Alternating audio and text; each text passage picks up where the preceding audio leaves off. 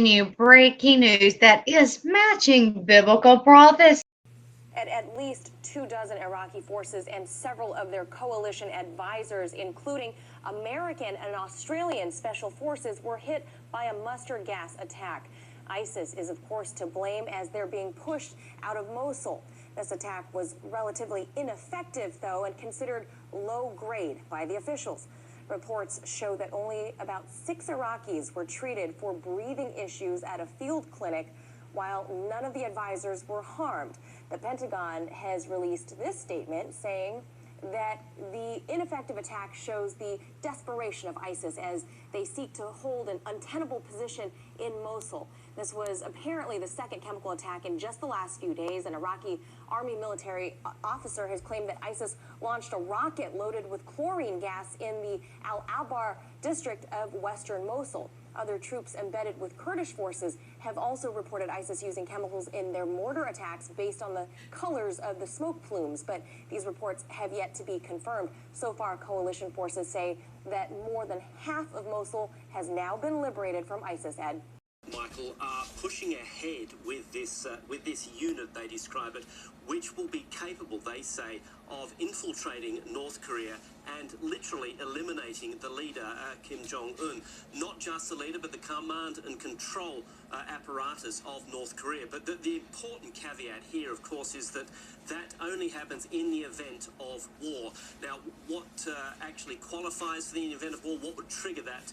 The South Koreans are not saying that at the moment. We were aware that the South Koreans were looking into this sort of unit back in September of last year. That was just after the fifth nuclear test carried out by North Korea.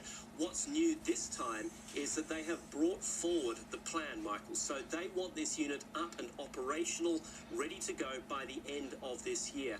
We understand they're throwing a lot of money on it. They're going to be buying a lot of sort of cutting-edge US military equipment to make sure that they have what's necessary, the means necessary to actually follow through. They also, of course, have missiles, which would be used sort of as sort of surgical strikes, if you like. So South Korea certainly ratcheting up its own rhetoric on how it would respond to further provocation, and this indeed would be sort of the ultimate provocation, if you like, a war between the North and the South.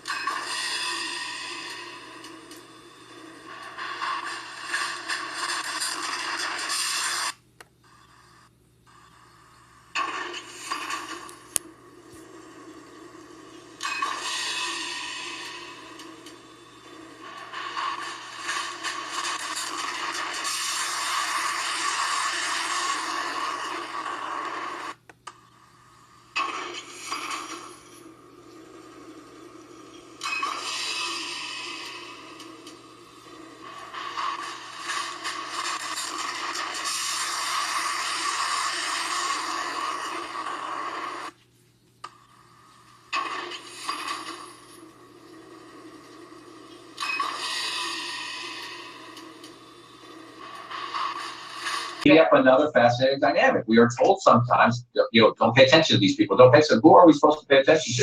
Is it that image, or it probably depends on who you are, who you're supposed to pay attention to? Because I mean, even though, as Peter notes, his poll numbers are extremely low, historically, where his base is still with him, and who does his base like? Who do they want to hear from? They want those messages, those Bannon type messages. I mean, if Bannon were completely sidelined, if you were fired, as it's been speculated, then what kind of message does that send to the people who are still with him? But you run a risk if you're out in the country talking to your base, saying one thing, and then back in Washington you're doing something very else. Eventually, this president's a great salesman, he's a great communicator, but eventually that would catch up to you.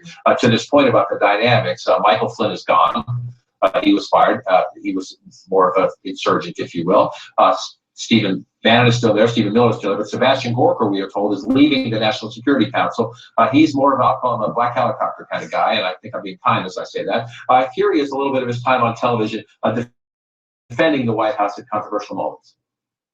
Well, it's a very simple signal. There's a new sheriff in town. His name is Donald J. Trump, and we are not going to follow the policies of the prior administration.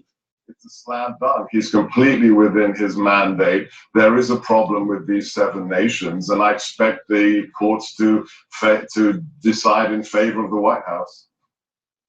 Why is he leaving? Well, there's all kinds of talk about this. One is obviously the broader picture, which you talked about, which is the diminishment of that wing of the White House. He is one of the leading ideologists inside that team on the anti-Muslim, Breitbart type program, and he's on the way out. There's also a question apparently about a security clearance. Can he get a security clearance? In which case, are you able to do national security policies if you don't have a security clearance? So there's talk about putting him in some other part of the administration, perhaps State Department, some other place they haven't decided.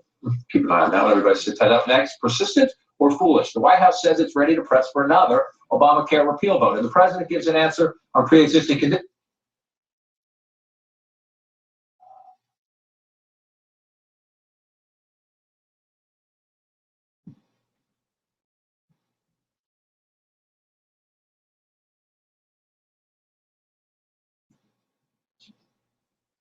Is the weather heads up?